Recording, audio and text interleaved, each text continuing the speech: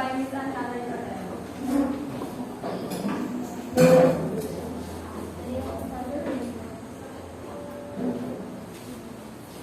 Thank you, Ms. Padero. So before you sit down, kindly pick up the pieces of trash under your chairs and arrange your chairs.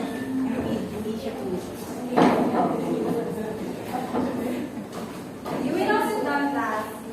So, before we start our discussion, Ms. Secretary, could you please report our attendance? Thank you, Ms. Austria.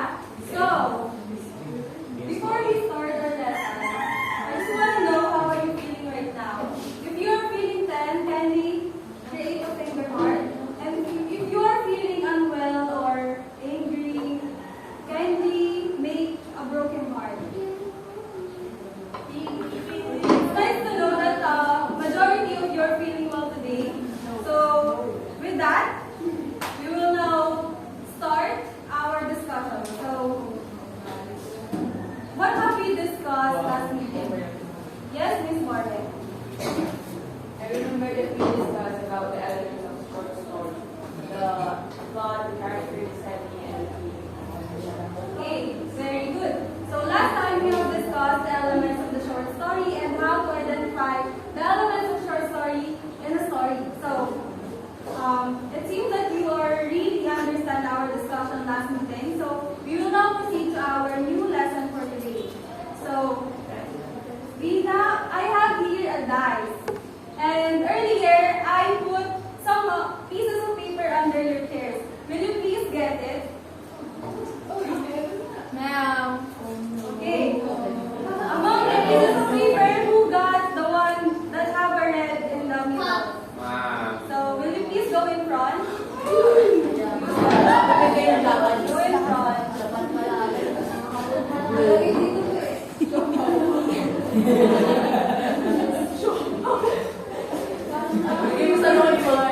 Uy, asado pala.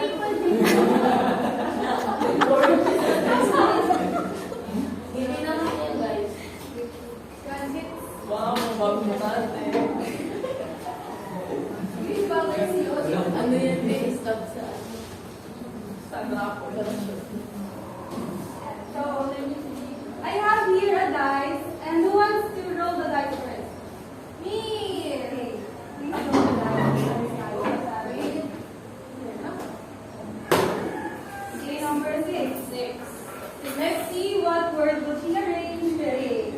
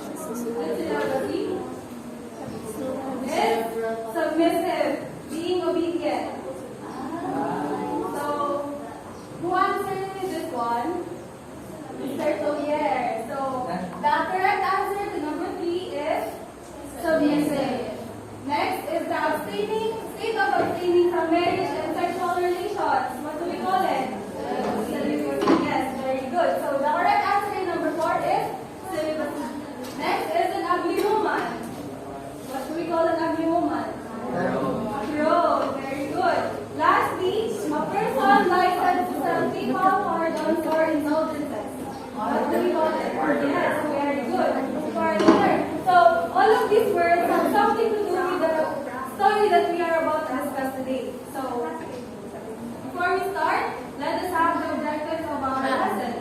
So, at the end of this lesson, students are expected to identify literary devices in the story, identify the characters and characterizations of the story, and discuss the themes and symbolisms of the story. So, are you ready? Can you give me a thumbs up if you are ready? Yes. Very good. So, first, let us meet the author. The author of, later on we will discuss the author of what we will be discussing today. But first, I have two questions for you. So, number one, what do you think women desire the most? I believe Miss Aristeo would like that. I think what women desire the most is the liberty to do what they want. The liberty. Okay, very good. Next, is it okay if women have the upper hand in marriage? Yes. Let us hear it from the boys. Mr. Mato. It is okay as long as you have both respect each other. Thank you, Mr. Mato. So, Mr. Mato agrees that women can have the upper hand in marriage. But, let's see if Mr. Mato have the same sentiments with the main character of our story for today. So, let us finally meet the author of our story. Meet Geoffrey Chaucer. So, he is an English poet, an author, and civil servant best known for Canterbury Tales. He is also considered as a father of English literature and father of English poetry. Lastly, he used English writing instead of French. So during the centuries, following the Norman invasion, those who are people in the power do not speak English. They use the French language. And Canterbury Tales is one of the most influential literature that was being written in the language of English. That's why Geoffrey Chaucer was hailed as the father of English literature. So, let us now discuss the story Canterbury Tales. So, Canterbury Tales is a story or a journey of a group of pilgrims having 31 people, including Chaucer, the author himself, from the Tabard in Southwark to St. Thomas a Becket's shrine at Canterbury Cathedral. So, while they are on their way in the cathedral, each of them, the 31 of them, they are taking turns in telling their own story. So, each story have different themes that can be depicted with how the people during that time are living. So, let's now story time. So, wait for a second.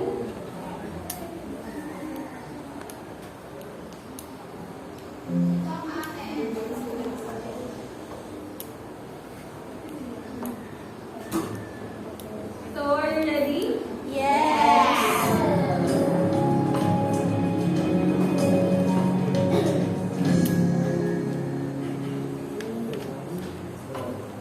In the Wife of Bath's tale, in Canterbury Tale, the Wife of Bath tells her story.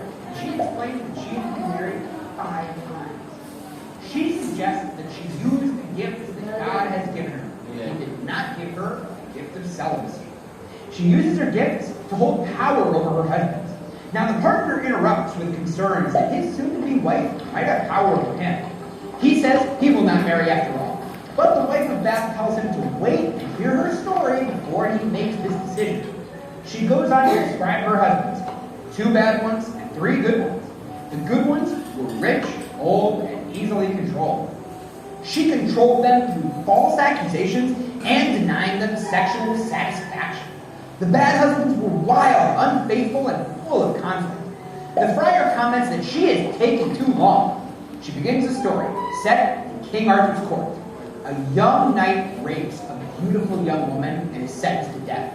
Now, King Arthur's wife makes a deal with him that he may live if he can find out what women really want. He has 1 year to find the answer, and the knight travels from place to place asking women, and anyone really, what they want. He gets a wide variety of answers, and after a year, he goes back to report his failure. But on the way, he comes upon a group of women dancing around a fire. As he approaches, all but one of the women disappears. It's old, ugly crone. She agrees to give him the answer he seeks if he swears to do whatever she asks. At court, the knight reveals her answer. A woman wants the same sovereignty over her husband as over her lover. The crone demands that he marry her. He consents because her answer was right and saved his life. Later in bed, the old crone asks the knight to explain why he is so down. He tells her that he is ashamed to have such an ugly wife. She tells him that she can become beautiful, but she will also be unfaithful. Or she can remain ugly and be a good, faithful wife. He tells her she should choose whatever she thinks is best. Because this is exactly what women want, she becomes both fair and faithful. The knight instantly loves and desires her, and they live happily together ever after. Now, the Wife of Bath's prologue makes her a well-developed character. Set in King Arthur's time, her story has elements of a romance, a knight, and a happy ending. Its inclusion of an old crone who turns into a young, beautiful woman sounds more like a fairy tale. Her prologue focuses on her own marriages and how she maintained her own dominance. The importance of the lesson here is that the way to please a woman is to let her be in charge. The lusty knight avoids punishment and is well rewarded for letting his wife take the lead in decision making. Do you understand the story? Yes, ma'am.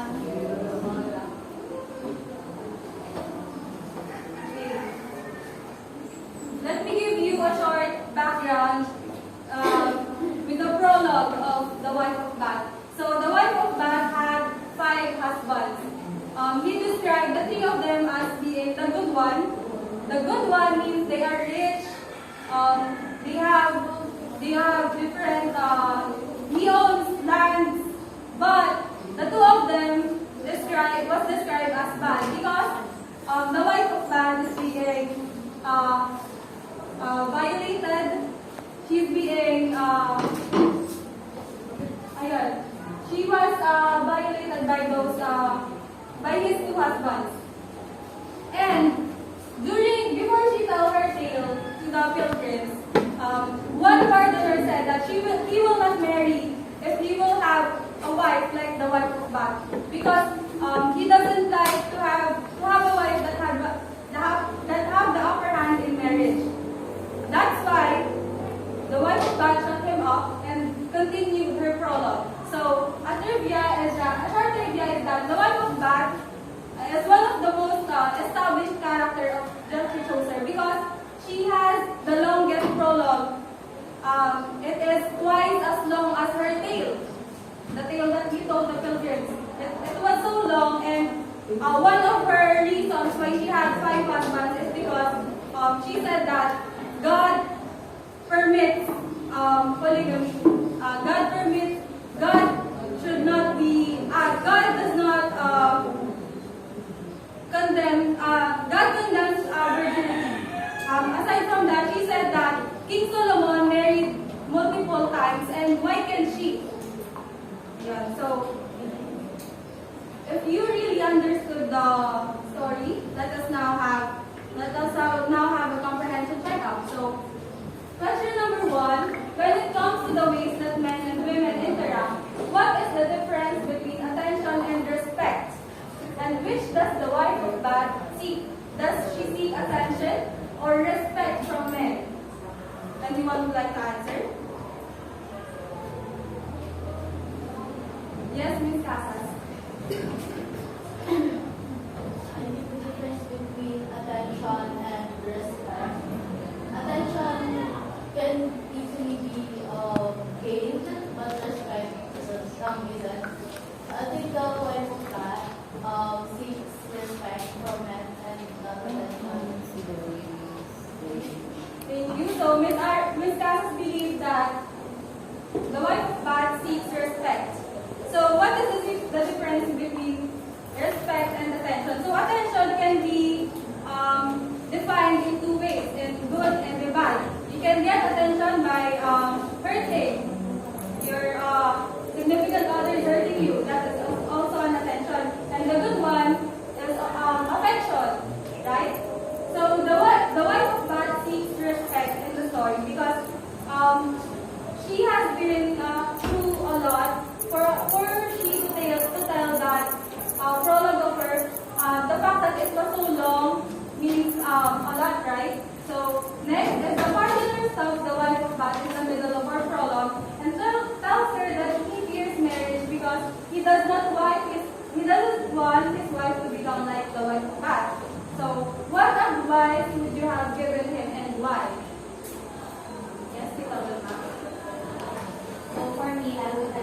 the partner not to discriminate people because you will never know what exactly happened to the wife of God.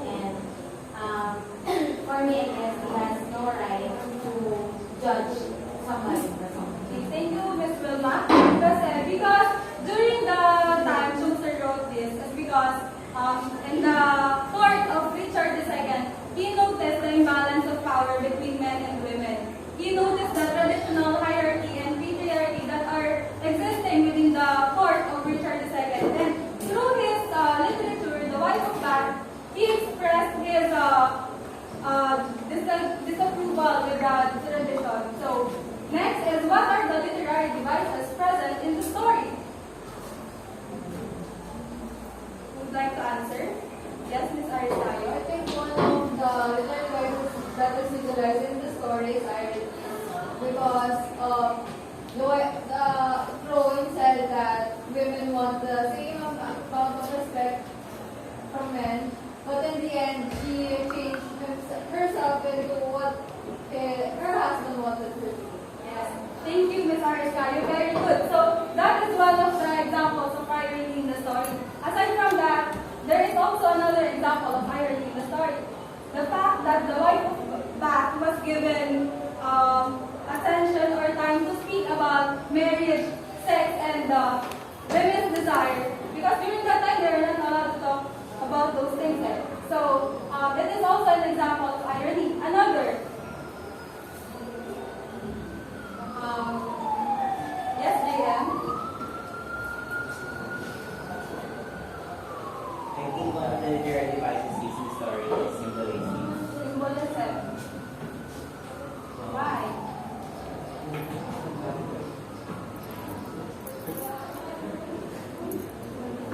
Do we not consider the woman in the story as a symbolism?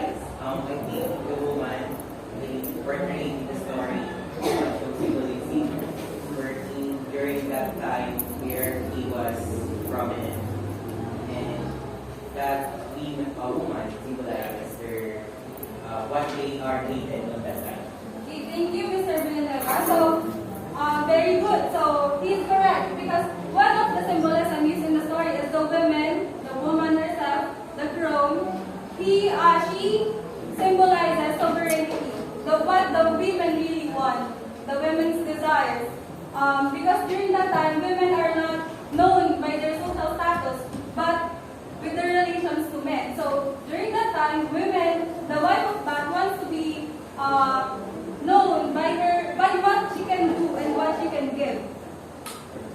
So, seems like you really understood our lesson.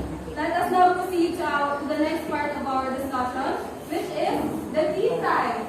So, I have here, I believe you are already seated with your respective groups. So, here's the group 1, group 2, group 3, and group 4.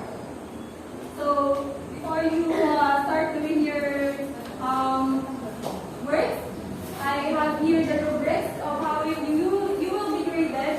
First is the cooperation, 10%, the content of your work, 10%, with a total of 20%. So, group 1 will be making a graphic organizer and write the important events of the story. Group 2 will be using a Venn diagram, discuss the similarities and differences of past to present. Group 3 will write their own ending of the story, and Group 4 will enumerate the characters and their characterizations. Okay, Group 4 will utilize this wheel of characters here. It contains different characters of the story: the king and queen, the knight who raped the maiden, and the maiden. Aside from that, the crone who gave the right answer to the knight for him to not be beheaded. So, are you guys done? Yes. Group 1, let us give a round of applause to Group 1. Okay, thank you. Okay, very good. Group 2, let us give them a round of applause. Next is Group 3, let us give them a round of applause. Lastly,